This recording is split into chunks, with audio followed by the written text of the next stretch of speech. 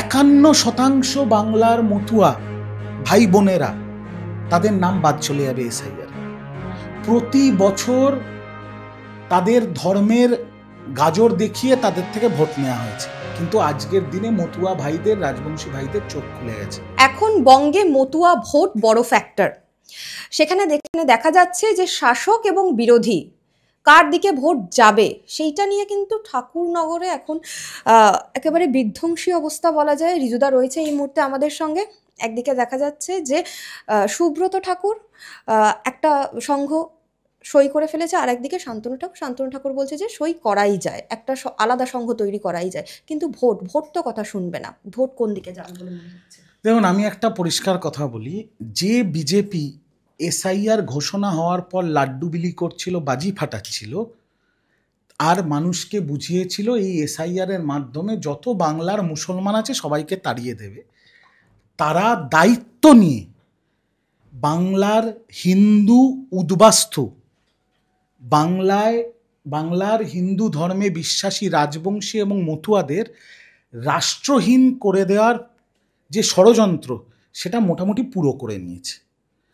আজকে এই যে হিন্দু মহাসভার কার্ড বিলি হচ্ছে, 20 টাকায় অ্যাপ্লিকেশন দিচ্ছে, 800 টাকায় নাকি সিএ দেবে। ওই হিন্দু মহাসভার যে একটা A4 শিটে দিচ্ছে আর একটা কার্ড দিচ্ছে, ওই কার্ডের ভ্যালু একটা হুক্কা পার্লারের মেম্বারশিপের থেকেও কম। ঠিক আছে? 51% বাংলার মতুয়া ভাই বোনেরা তাদের নাম বাদ চলে যাবে এসআইআরে। প্রতি বছর তাদের ধর্মের গাজর দেখিয়ে তাদের থেকে ভোট নেওয়া হয়েছে, কিন্তু আজকের দিনে মতুয়া ভাইদের, রাজবংশী ভাইদের চোখ খুলে গেছে। এরা বুঝতে পেরে গেছে শান্তনু ঠাকুর ধাপ্পাবাজ, ফেরেববাজ। সেই জন্য বাধ্য হয়ে শান্তনু এখন গ্রুপ ছেড়ে দিয়েছে বিজেপির। সুব্রত ঠাকুর এদিক ওদিক ঘুরে বেড়াচ্ছে, বুঝতে পারছে না কি করবে। আর আমাদের মতুয়াদের নেত্রী মমতা বালা ঠাকুর, তিনি মতুয়াদের সঙ্গে নিয়ে অনশনে বসেছেন। মতুয়া ভাই বোনেরা মমতা বন্দ্যোপাধ্যায়, অভিষেক বন্দ্যোপাধ্যায়ের সাথে রাজপথে পা মিলিয়েছেন। সারা বাংলার মতুয়ারা ঐক্যবদ্ধ হয়ে দায়িত্ব নিয়ে তারা সিদ্ধান্ত নিয়েছেন যে এবার বিজেপিকে ধূলিসাৎ করে দেবে বাংলায়। আর কত বড় ফেরেববাজ বিজেপি ভাবুন।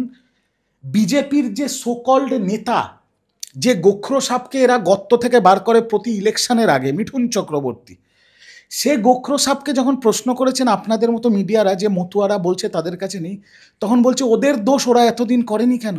মানে এখন বিজেপি মতুয়াদের ওপরে দোষ চাপিয়ে দিচ্ছে, যাদের এতদিন বলেছে যে আমি করে দেবো, আমি করে দেবো। আজকে নরেন্দ্র মোদী, অমিত শাহ 14 পুরুষের ক্ষমতা আছে বলার যে শান্তনু ঠাকুর আজকে সার্বজনীন মঞ্চ থেকে যেটা বলেছে যে আপনাদের মতুয়াদের নাম কেটে গেলে আমি নাম ঢোকাবো, এটা করার ক্ষমতা আছে? কতদিন আর এই ধাপ্পাবাজি চলবে? মতুয়ারা বুঝে গেছে। আগামী বিধানসভা, আমি আপনাদের চ্যানেলের মাধ্যমে দায়িত্ব নিয়ে বলছি, মতুয়া সম্প্রদায়ের যত মানুষ আছে বাংলায় আর রাজবংশী সম্প্রদায়ের যত মানুষ আছে বাংলায়, তারা সিদ্ধান্ত নিয়েছে বিজেপিকে তারা ধূলিসাৎ করে দেবে। মানে এসআইআর হয়ে গিয়ে কি বিজেপি ব্যাকফায়ার হয়ে গেল এই বঙ্গে? আমি তো আপনার চ্যানেলেই যেদিন এসআইআর ঘোষণা হবে করছিল তখন বাইট দিয়েছিলাম, আজকেও বলছি, আপনারা এখন উপলব্ধি করছেন সেটা, যে এই এসআইআর কিভাবে বিজেপিকে শেষ করে দেবে। আগামী দিন দেখতে থাকুন। একটা জিনিস মনে রাখবেন, 28টা বিজেপির বিধায়ক জিতে আছে মতুয়ার ভোটে। 28টা, 77টা জিতেছিল, 1 ডজন ছেড়ে বেরিয়ে এসছে, নম্বর 65 থেকে এবার 28টা মাইনাস করে দিন, কত গিয়ে ঠেকছে দেখুন না কি হয়। এসআইআর ওদের লাফাতে দিন। এই যে শুভেন্দু রোজ বলে 2.5 কোটি নাম বাদ যাবে, 1 কোটি নাম বাদ যাবে, আমার তো এখন মনে হচ্ছে ঠিক বলছে কথাটা। 2.5 কোটি নাম বাদ যাবে, তার মধ্যে 2.5 কোটির মধ্যে 2.30 লাখ হিন্দুদের নাম বাদ যাবে, যার মধ্যে মতুয়া, হিন্দু উদ্বাস্তু, রাজবংশী ইত্যাদিরা আছে, যারা বিজেপিকে এই ধর্মের নামে মগজ ধোলাই করার পর যারা বিজেপিকে ভোট দিয়েছিল। সেই জন্যে এই সব জায়গায় যেখানে বিজেপি বিধানসভায় জিতেছে, লোকসভায় জিতেছে, বিজেপির নেতাদের জুতো পেটা করছে মানুষ। এবং আজকে থেকে তো দেখা যাচ্ছে যে বিএলওরা বাড়িতে যাচ্ছে, বিএলএরা যাচ্ছে, সেখানে তৃণমূলের কর্মীরা পেছনে পতাকা নিয়ে যাচ্ছে। আপনারা কি তাহলে প্রভোগ করার জন্য যাচ্ছেন? না, আমরা প্রভোগ করার জন্য যাচ্ছি না, তো আমরা স্বচ্ছতা বজায় রাখার জন্য যাচ্ছি। আজকে একটা বিএলও ধরুন আমার বাড়িতে আসবে, এবার আমি কলকাতায় থাকি, আমি শিক্ষিত, আমি নয় বুঝবো ফর্মে কি আছে না আছে। অনেক প্রান্তিক গ্রাম বাংলার মানুষ, তাদের বাড়িতেও যাবে বিএলওরা, তারা তো অনেক কিছু বুঝতেও পারেন, নাও বুঝতে পারেন। এবার আমি মনে করি যদি ভারতবর্ষের কোনো ব্যক্তি ভোট দেয় তাহলে তার একটা রাজনৈতিক মতাদর্শ আছে।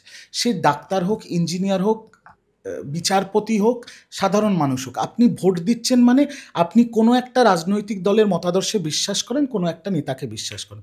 তো যে বিএলওরা ঘুরছে তারাও তো ভোট দেয় কাউকে না যাকেই ভোট দিক, তারা তো কোনো না কোনো মতাদর্শ, কোনো না কোনো নেতাকে বিশ্বাস করে।